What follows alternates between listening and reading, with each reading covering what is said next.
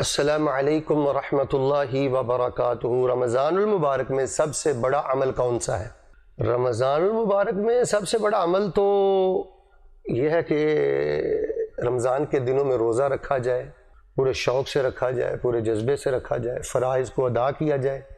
اور ہم یہ سمجھتے ہیں کہ رمضان المبارک میں ایک سب سے بڑا عمل یہ ہے کہ اللہ کی راہ میں خرچ کیا جائے۔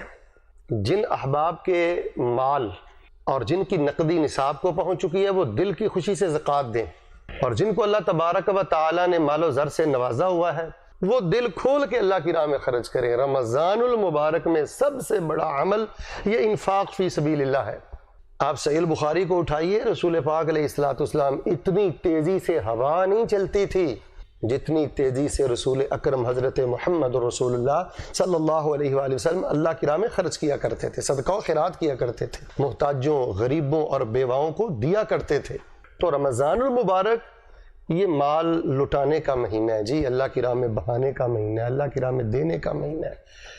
تو یہی رمضان المبارک کا سب سے بڑا عمل ہے، اور یہ بڑا باعث برکت عمل ہے۔ مال میں اضافہ ہوتا ہے، آفات اللہ دور کرتا ہے، صحت دیتا ہے، ایمان کی حلاوت اللہ تبارک و تعالی نصیب کرتا ہے۔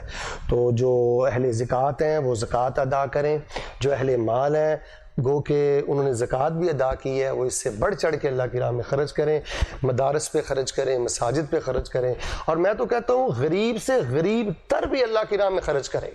رمضان المبارک میں جو غرباء ہیں وہ بھی کوشش کیا کریں، جو اپنے سے زیادہ غریب ہیں ان کو افطاری کروائیں، کھجور کے ساتھ، دودھ کے ساتھ، ایک وقت کی روٹی کے ساتھ، سحری اور افطاری کے ساتھ ان پہ خرچ کریں۔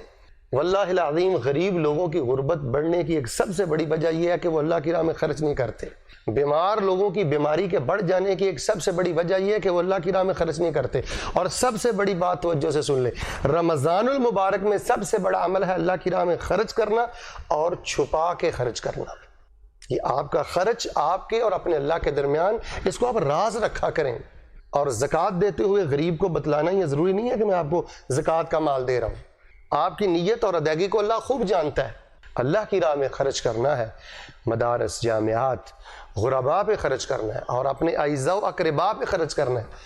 آپ کے چچا زاد، خالہ زاد، ماموں زاد، آپ کے خاندان میں جو غریب لوگ ہیں، اگرچہ وہ آپ کو زبان سے تکلیف دیتے ہیں، وہ آپ کے مقام کا، رتبے کا حیا نہیں کرتے، لیکن اس کے باوجود آپ ان پہ خرچ کریں۔ ایک حدیث ہے اور صحیح حدیث ہے، رسول رحمت اللہ السلام سے پوچھا گیا کہ سب سے افضل صدقہ کون سا ہے؟ آپ نے فرمایا ایسے رشتہ دار پہ خرچ کرنا جو آپ کو تکلیف بھی دیتا ہے لیکن آپ اللہ کی رضا جوئی کے لیے اس پر خرچ کرتے ہیں۔ تو اللہ تبارک و تعالی اس عزت والے مہینے میں مجھے اور آپ کو زیادہ سے زیادہ اپنی راہ میں خرچ کرنے کی توفیق عطا فرمائے۔ اور یہ رمضان المبارک کا ایک بہت بڑا عمل ہے، من اعمال شہر رمضان، اللہم وفقنا لما تحبه وترضى۔ هذا ما كان عندي والله تبارك وتعالى عالم الصواب۔ سبحان ربك رب العزة عما يصفون وسلام على المرسلين والحمد لله رب العالمين۔